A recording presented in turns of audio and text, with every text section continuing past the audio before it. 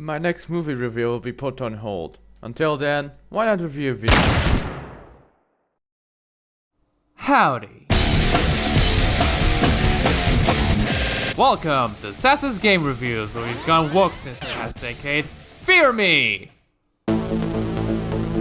In 2014, I did a review of Xpand Rally for a shit contest created by a shit person, and it became my first ever game review on YouTube. Before that, I made a lot of shitty commentary videos, gave up on that for good, and made a few movie reviews. But quickly, I learned talking about big mainstream movies and Birdemic while showing its clips for most of the runtime proved to be challenging, as they tend to get blocked by the studios. So, alongside game reviewing, I covered My Little Pony SFM fan animations and wannabe movie critics instead. And then I stuck with game reviews forever. Never again. 10 years after my first Xpand Rally video, I finally got to talk about its follow-up. Amazing.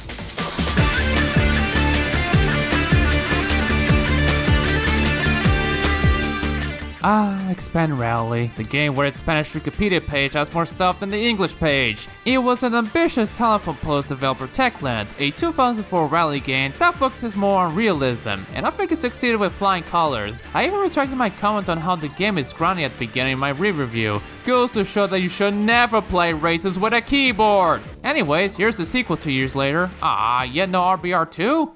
Well, at least there's a rally. Xpand Rally Xtreme, a title so nice it missed a decade. This one was co-developed by Prominence, another Polish studio. Not much is known about them, unfortunately. They only ever made 2 games in 2006, both with Techland, so I'm guessing this one either got closed down or merged with them after this game. Another weird thing is that despite the critics in the main menu telling you the 2 studios made it, Moby Games lists Prominence as the sole developer. You can't trust the internet sometimes. Much like the first game, it's Windows only, and the retail releases have the dreaded Star Wars copy protection included. Worse than the Nuvo, to be honest. At least the Nuvo doesn't destroy your CD drive or even break your PC. But I'm playing the Steam release this time, still available to this day, so I'm not complaining.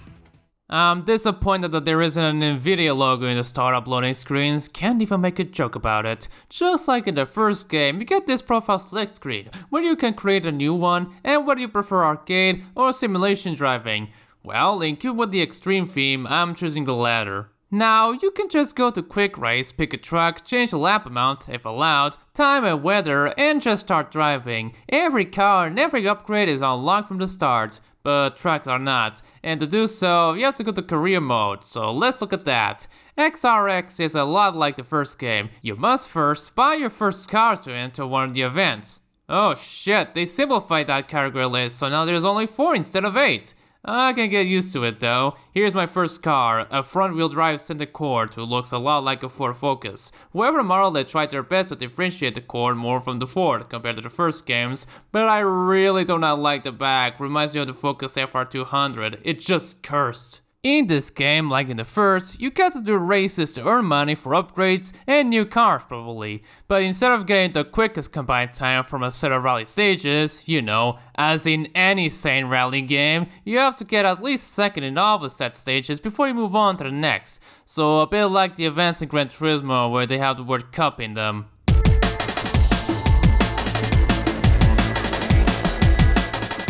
Here's presentation.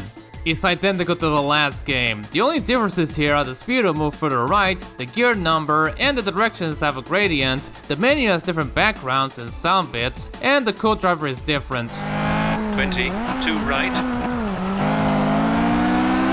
4 right. Other than that, it's the same. It looks alright for a 2006 game, the cars don't look terrible, mostly. It even has an option for bloom, but still, it makes me wonder if this game was gonna be an expansion pack for the first game.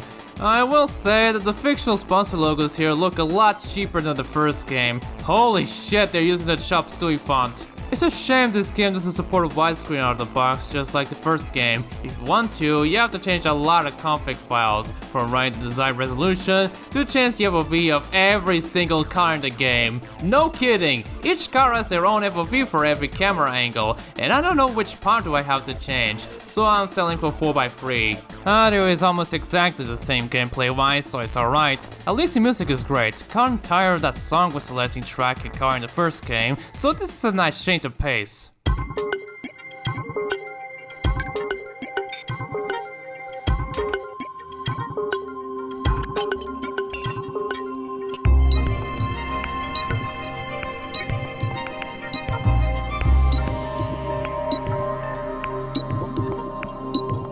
And the replay music is as fun as the first game, not more techno and breakbeat sounding.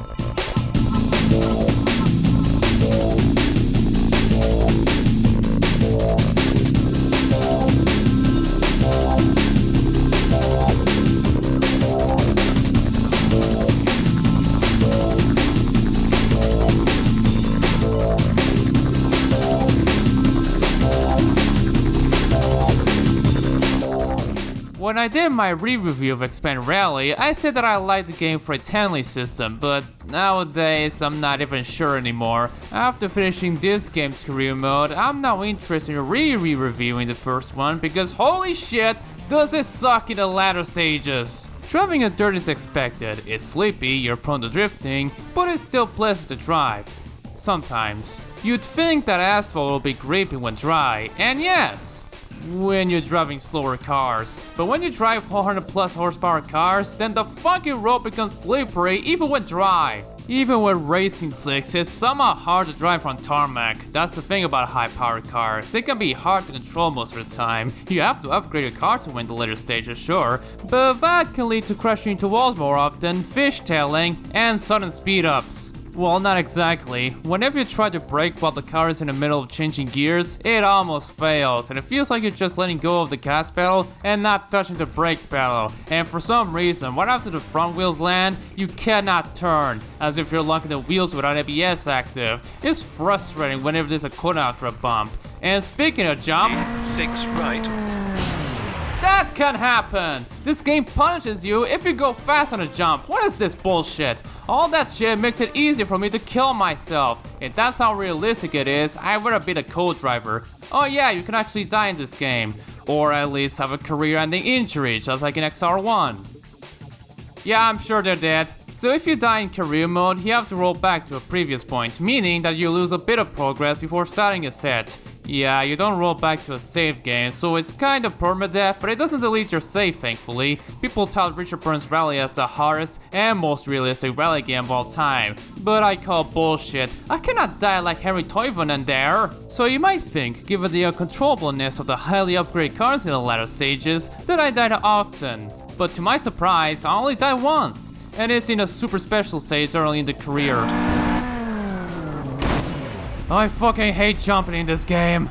All locations are new except for the Arizona map and the test track, all left from the first game. Those original places are the Malaysian jungle, the Rocky Italian hills, a Japanese racetrack, and China with Maya's propaganda in a few places. You don't see that in Dirt 2. As you can tell, there's only 5 places to go to, which is a disappointment. The first game has the same number of locations, but there's at least one that has snow in it. This one doesn't even have an icy place, so it makes the inclusion of the snow tires pointless in career mode. Just like the first game, the stages are built around these free roamable maps, which I like. Though, considering how small the maps actually are, that can mean driving past the same parts of it many times, and sometimes the same stage. Nothing wrong with that, many rally games tend to do that, it's just that they only give me bad memories after playing a repeating stage too many times than I should. I've done some stages that, with some upgrades, went as hard as taking my hat off. Shit, this isn't helping my case! Huh.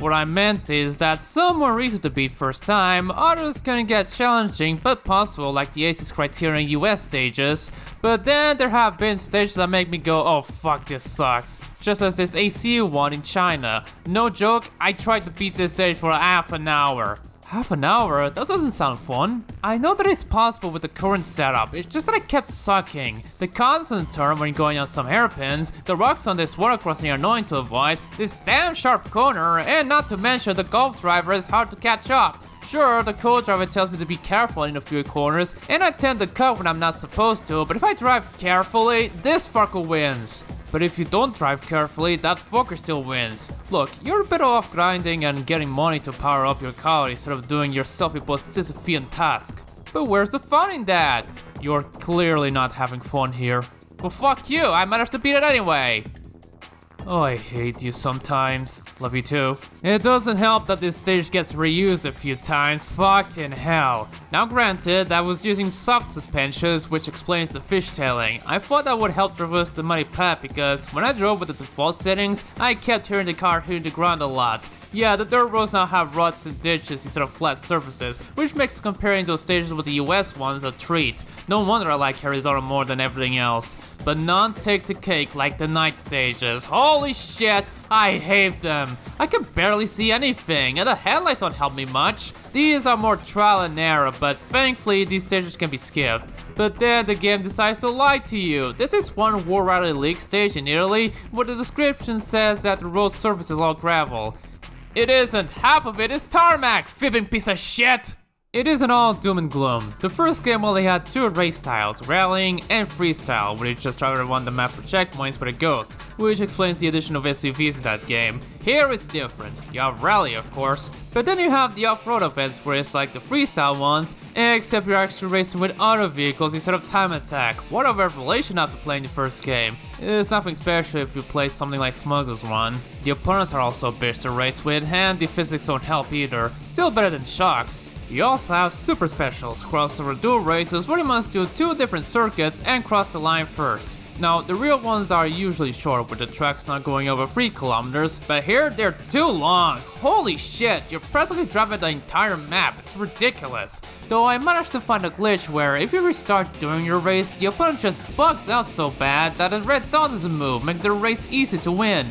Just don't restart while it's doing so because it will crash the game. But you know what's more ridiculous in a game that has rally in the title? Actual circuit racing. No, not rallycross. You race with 3 other drivers in cars not suitable for rally racing in all tarmac circuits. I don't know what to say here, apart from saying that this is a reverse of Gran Turismo where the circuit racing is an afterthought. You don't actually need to do these events in career mode, they're just bonus content you can do to earn extra cash. The career is over after finishing the main World Rally League set.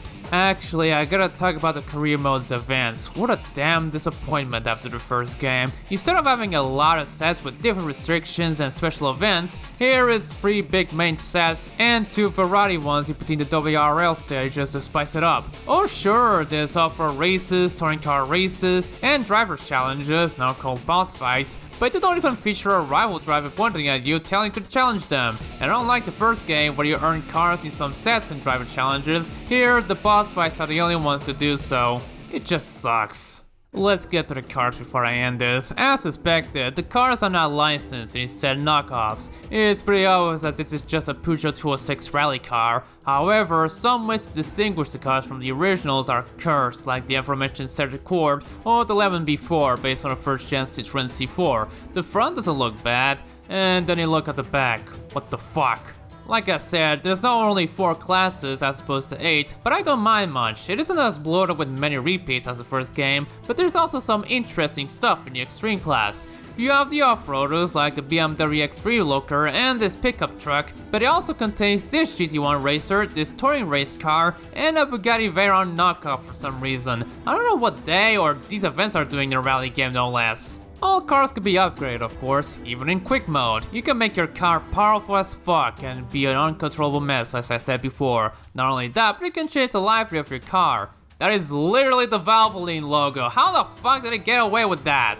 Thankfully, you can make your own, but it's not as simple as something like Auto Rally, importing wise. For one, you have to replace one of the default skins to do so. Speaking of modding, like the first game, it's very moddable. You can add new tracks and cars into the game, and even make your own, though doing so is a lot harder, at least for me with Chromad. To be fair, I don't know jack shit about this editor, but my problem is that I don't think there's much documentation for it. The Help tab only has the About window, so much for that. Oh well, at least I can enjoy some custom content available for this game, if there's still any. I really wanted to like this game, then I finished it. It wasn't worth it. The early stages of the game were pretty alright, but then that stage in China happened and everything went downhill. I don't mind hard games, however. If I find them enjoyable, I let that slide. But this isn't it. The game itself was a disappointment regardless of that, even with the checkpoint races, touring car races, and crossover races, as well as a few silly cars added in, the game still unfortunately suffers from lack of content and repetition, more so than the first XR. It's a cheapo sequel that would have been better as an expansion pack really. That's why my final rating for this game is a why are we still doing numbered ratings for this long out of 10. Oh god, why am I parodying that guy? Next time, I'm pissing off a lot of Richard Burns Rally fans.